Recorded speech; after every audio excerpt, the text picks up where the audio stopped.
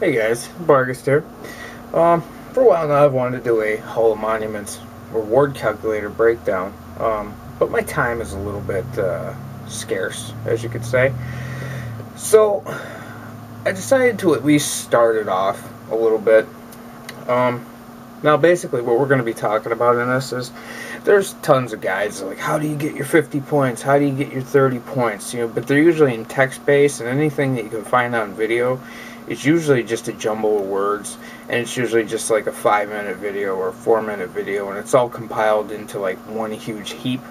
So like you really have to, you get really no detail really as to how things are going about and how things are going down. So what we're going to do is we're going to break it all up into little sections for you guys. Now I have gotten messages saying, oh yeah, you soloed and you got 30 points. Yeah. And actually, as Arena has stated, the remaining 20 points really, unless you're a completist, are really kind of unnecessary, because all you're really doing is past 30, which is the in-game item rewards. The last 20 points actually are broken up into 4 segments, and that comes at 35, 40, 45, and 50. Now at 35 you get a title called Ghostly Hero. Okay? It's a cool title, yeah, but it's cosmetic, alright? Just like the other ones. 40, Flame Seeker, come on. 45, Legend of the Mist, that's kind of cool and all, but, is it really worth the effort? And 50, Champion of the Gods, which is like the all-giving cosmetic title. It's for the people that are going to go into Guild Wars 2 with everything completed and done. Now, with the game's release, either at the end of 2011, early 2012, we're kind of running out of time here to start getting these points. And if you're just coming into Guild Wars, or, you're coming back to Guild Wars, if you never played Guild Wars and you just want to pick it up and try to get some item rewards, you don't have that kind of time. So, we're going to cater to those people. This isn't a guide, basically, as you could say, for, like, veterans of the game, or people who are, like, in really large form guilds that are just out for points, etc., etc. This is more of a guide for those people who are coming in and they're basically going it on their own, or they don't know much about Guild Wars, and they just want as many points as they can possibly get before the actual launch of the game. That's what this guide is for those people. So, we are basically going to go in, and we're going to break it up into little segments, and we're going to do our best. Well, I'm going to do my best. I'm not going to say it's like we, as like if there's more than one of me. But I'm gonna go in, and I'm gonna try to explain to people that it's not actually as hard as a lot of people think it is. It is time consuming, and at first glance, it's just a juggernaut of possibility. And some of the rewards basically look a long way out of reach, but they really aren't if you really pay attention and you really look for the shortcuts and you look for the easier of the goals to mesh into. So that's basically where we're going to go.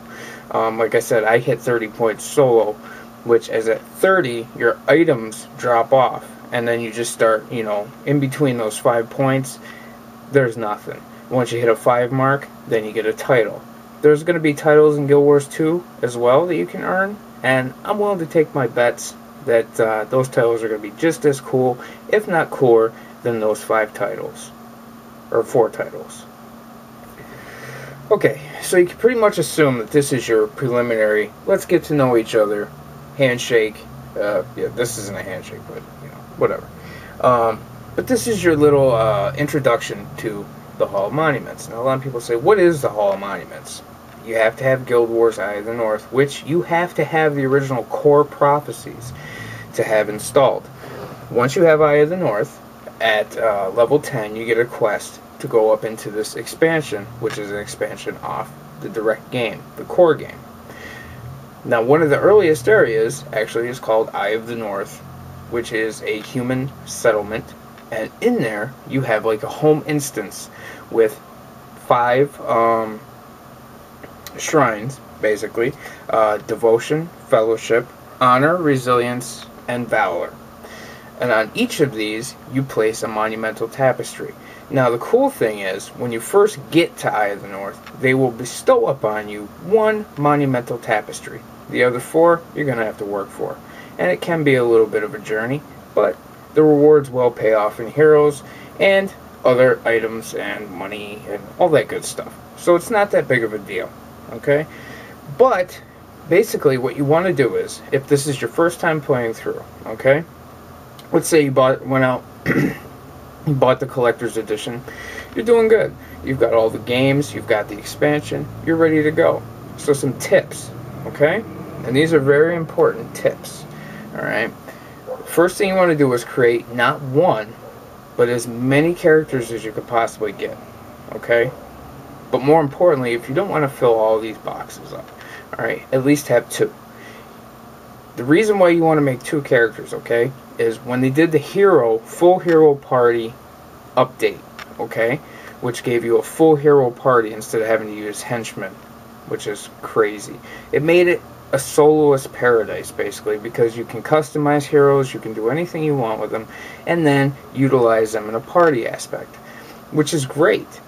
A lot of areas become open now that were previously, you know, you had to find other people to do, or you had to try to slug through it with a henchman party. That being said, there's a lot more opportunity out there, so it's a little bit easier to get those reward points now. Now, what you want to do is you create 2 characters, because your first character isn't going to go past pre-searing. And pre-searing Ascalon is basically before the game actually takes place. It's the original Prophecies. And there's an event in pre-searing that advances you a number of years into the game. But once you pass that, you can't ever go back to pre-searing. Okay? Now, if you can hang out until level 20 in pre-searing, you get a title, Legendary Defender of Ascalon, which is a free point, basically. The hardest part of this is now you have to get to level 10. Once you hit level 10, it's a cakewalk. And I'm going to tell you a little bit about that. So you've hit level 10. Now you're going to talk to Lieutenant Langmar for the first time, who offers a total of 9 daily rotating quests. They're always on the same rotation, so the same quest will come up, you know, in a row. So it's pretty easy to calculate when something's going to come up and when it isn't. Each quest offers 1,000 experience and 50 gold, which doesn't make it overtly difficult to get to 20. It just takes a little bit longer now. But at least you don't have to death level to get there, which is always a plus. So once you have your pre-searing character to level 10, you initiate your first daily quest and complete it. You can either pay a gate monkey and go up into the Northlands and try to slay Char and get a little bit ahead in experience, or you can just do what most people do and just pop on, do the daily quest, log off, and then you're going to go to your other character. Now for your other character, I highly recommend making a Nightfall character. First of all, the heroes will make your point gathering just simplistic. It's not difficult. If you start on factions, you're going to level to 20 a lot faster. If you start on Prophecies, you've got a long road ahead of you with no hero support. Okay, you want to get those heroes and you want to upgrade them as quickly as possible. Now, some way to do this, which isn't necessary, but it is something that I like to do, is if you believe in ArenaNet and you want to help them out, and you basically believe in the game and you just want to make it a lot easier on yourself, go in to the cash shop and you're going to buy all the skills from all the games, which will bestow them on your heroes. Elite skills, they'll give you a lot of skills that you don't have to take time to wander around and gather. Now keep in mind, you don't have to pay the money. Okay, you can do all this in the game, but it's going to take you a lot longer to get the skills that you want and need to obtain these points. So, it's up to you basically in this regard. Do you want to get them really quickly, or do you want to work a little bit harder and still get them? So it just comes down to what a player basically feels best as. Personally, I like to buy the skills because I believe in ArenaNet. I love the company, and I'm not.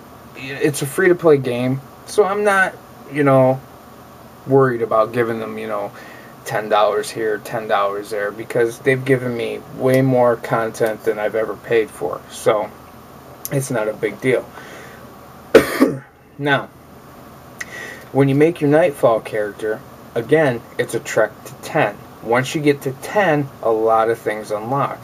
And this is the key, basically, to your entire legacy, which will earn you item cosmetic rewards for into Guild Wars 2. Upon hitting 10, what's going to happen is they'll announce it across the top of the screen that somebody has a quest for you. You'll go talk to them, and then the ground will start earthquaking and everything, and you'll find a crevice, and basically at 10 it will open up a gateway which will lead into Eye of the North. You'll meet Ogden Stonehealer and Vec, which are, you know, Vec is just awesome. And you'll meet Jorah, you'll meet a bunch of people, and they're all heroes, okay? You will have access to them eventually. But your overall goal is basically to, at 10, accept that quest, and then work your way up into the north. On your way, actually, right outside of Camadon, which is in Nightfall, which is the major city of the south. Once you go outside the gate, there will be this big golem standing there, and his name is Mox. Now at 10, he will have a green exclamation point over his head, and at this point you can recruit him into your hero party along with Koss and all the other smaller heroes that you have picked up at this point. It is very important to pick up Mox before you leave, because Mox starts off at level 20. He's all the way 20. He doesn't have all his skills unless you've paid in the cash shop, but he'll make your journey up to the Eye of the North far easier, and also he's a free point, and I'll explain that in a minute. And once you've picked up Mox and you've made your way up, you're going to end up in Berea Station, which is basically the initiation outpost. It's got level 20 henchmen in it. It's basically your introduction into the Eye of the North. And from there, you have a short run that goes up to the Eye of the North. But there is quite a few enemies in between. There's some nasties like Avalanche, and there's some nasty things on the route there. But what we're going to do is we're going to pay attention basically to Jalvar Stoneforge, who is the armorer, and he's right next to the exit. Now what you want to do is you want to save up the money and the craftable items to get his set of armor, which is Tyrian Armor. Enemies will drop things that you can salvage for a lot more material. So what you're going to do is you're going to go and you're going to take the little shields that you've been earning for doing quests around Camadon. You're going to take those and you trade them in for the salvaging kits, not the identification kits, okay? And you should have full bags already. You should have 2 10-slot bags, and you should have a small belt pouch. You can trade for the belt pouch. You can trade for the bags, actually, but the extenders, which give you 5 extra spaces in your bag, you're going to have to spend some tokens on. So when you have those, the only thing you can basically do anymore is you want to get the salvaging kits, which are 3 per salvaging kit. They have 25 charges, and you can do rare and common materials that will drop off items. Now, a lot of people will say, well, you know, I can't get enough salvaged stuff for the amount of tokens that I have. Well, there's an easy method to that, too. You can use your remaining character slots, basically, to keep making Camadon characters. Getting them to the point where they get 8, 9 of these tokens, shove them in your item box, then erase the character, go back and keep doing that and that. That's called farming tokens, okay? Because when you have your box accessed, it's account wide. So anything you put in that box, any of your characters on your account can share, which means those little tokens that you get, you can compile them and basically keep building them up and keep getting free salvage kits, free identification kits, whatever you wish, okay? And that's very important. Now what you're going to want to do is, before you actually work your way up past the Eye of the North, okay, is you want to salvage enough iron and steel and hopefully platinum, which platinum isn't really that hard to get a hold of if you know you sell and you vendor a lot of stuff and materials that you don't have any use for, which you should look on the wiki as your character choice. There are materials that you won't use, like take for instance a warrior, wood, they don't use wood, cloth, they don't use cloth, things of that nature in heavy quantities.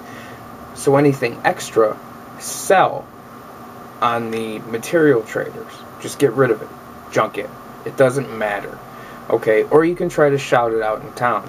But I find it's a lot easier to get rid of it at the material traders. It's quicker, it's guaranteed cash, and you don't have to fuss and fight about anything like that. Okay, now once you have full Tyrian, you've pretty much got the max armor and the cheapest armor set in the game of the 80 slot, or of the 80 defense, which is awesome, and it's much needed for anything in the Eye of the North or anything in the campaigns other than Prophecies until really late, factions, and Nightfall. As soon as you hit past the initial areas, you want to have that 80 armor, because it's going to take a lot of slack off your healers, it's going to take a lot of slack off you personally, and it's going to help a really, really major everything. It's going to help. Now after you've done that, any runes that you've stripped, like survivor insignias or anything like that, you're going to tank out your armor, and once you basically have your armor set, then you start working on your monk's armor or your healer's armor, and then you're going to want to work on your other character's armor as far as health and stats go. Okay, now I mentioned that we had a couple free points. Legendary Defender of Ascalon is basically a free point. It's on a character that you're going to utilize once a day. Once it hits 10, you're going to get your 1,000 experience and 50 gold, and then you're going to go to this character, which you're on now. The other one is Mox, and Mox is a little bit of a wild card in your hero slot, because of all your heroes, Mox is the one that you're going to be able to instantly, without having to do any work whatsoever, display. So you're going to want to take your first monumental tapestry, and you're going to start working on your fellowship shrine, okay, in your Hall of Monuments. So locate your fellowship shrine and display your tapestry. And what you're going to want to do is you read the little placard that's on the bottom, and you choose to display Mox. Now he has to be in your party, okay? Any hero or mini pet that you want to display, any weapon you want to display, they have to be either on your person or in your party. Okay, so Mox has to be in your party. Display him on the fellowship shrine, and there's your free point. Okay, and what we're going to do is we're going to break, since we're breaking into sections. First section after this introduction is actually going to be fellowship. We're going to go through and we're going to explain a little bit about how you get heroes displayed on here. We're gonna explain, you know, what the other points are, like Black Moa is another point. It's a little bit trickier to get a hold of, but it's doable, and it also comes with another free point. So we're gonna go into all that in the fellowship thing the next time we do one of these. But as for now, you've got level 10. You've got your Hall of Monuments established. You have your first point. Now you've got 3 points when you initially just log in, because you got your accounts linked. And that's free 3 points. Since you've made your way to Eye of the North and you've displayed Mox, now you have 4 points. Okay. Then you're working on Legendary Defender of Ascalon, which will be your 5th point. Okay, so there's 5 points right off the bat. Well, not right off the bat, because pre-searing will take you a while, but it's a guaranteed point as long as you can stick with it. When we get into fellowship, it's going to get a little bit trickier, but again, you're level 10 right now, maybe level 11, level 12, depending on how much work you've done in the salvaging and all that kind of thing. So what we're going to do is we're actually going to leave Eye of the North alone for right now. Even though once you hit Eye of the North, you're basically considered a level 20. You don't necessarily have all the bonuses that a level 20 will have, but you can walk through Eye of the North as an assumed level 20. It's pretty lenient in that regard because they want everybody to experience Eye of the North as quickly as possible, and you can hit it at level 10, so level 10s can walk up there. It's a little more dangerous than going up there at level 20, especially with like fully customized heroes and things of that nature. So what we're going to do now is we're going to go back and we're going to go to Nightfall, and we're going to continue our story on there. But for now, that's all I got. You've got full set of Tyrian Armor, level 80. You're starting to rune insignia out on it. You've got your first point displayed with Mox. You've got your first tapestry set up. It's all good. And next time, we're going to talk about Fellowship. So, hope you guys liked, and I'll catch you next time.